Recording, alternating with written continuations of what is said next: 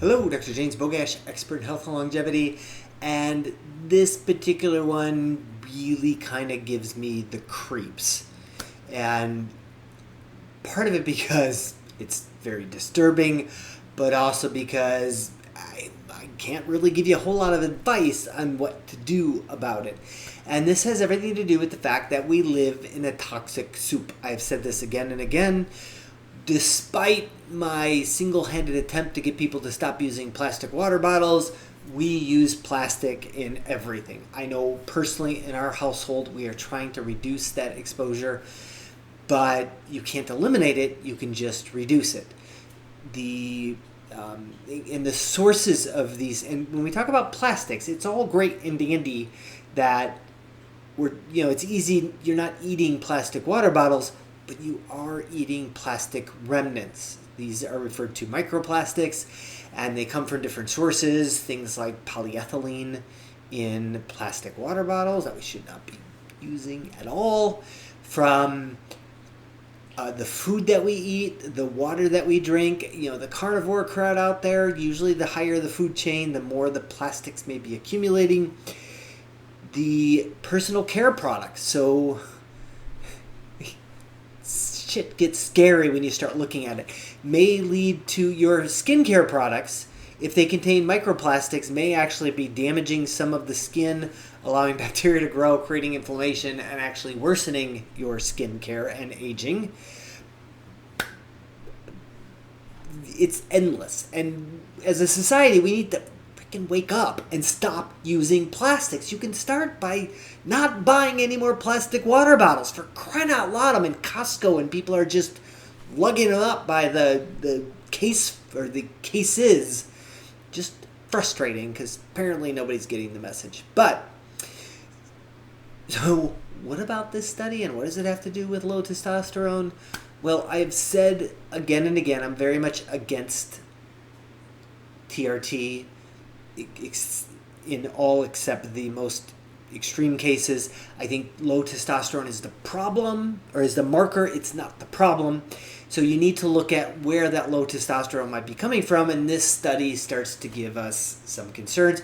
I've always said the use of plastic water bottles that have BPA and phthalates in them absolutely can lower testosterone levels because it has an estrogen-like effects.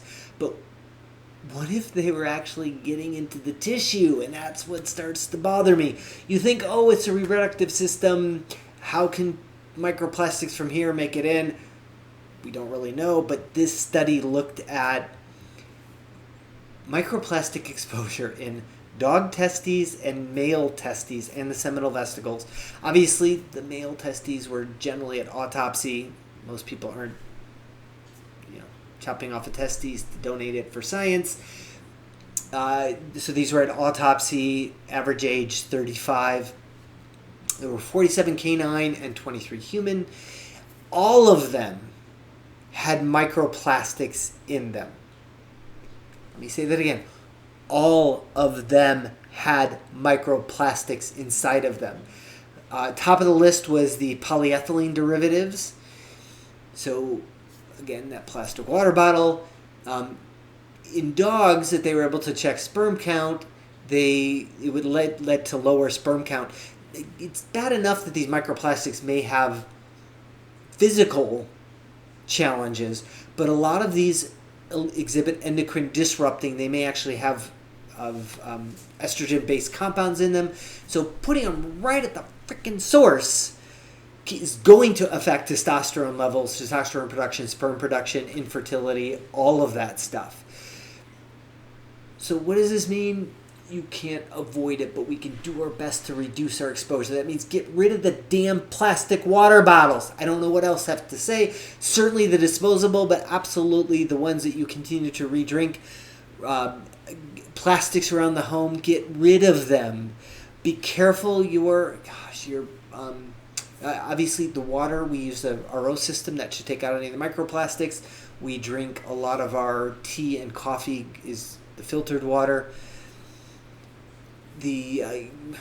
Just do your best, educate yourself on microplastics. These things are making it into our body in very organs we don't want them hanging out in. So apparently it's not just ingestion, they are actually embedding themselves in the very tissues that we need to be functioning as a human being. As always, I'll post a link to this particular study in the description. Make sure you like this video, share it with somebody who you think needs the information or has testicles or ovaries, because you could better believe that they're showing up in the ovaries, and subscribe to the channel.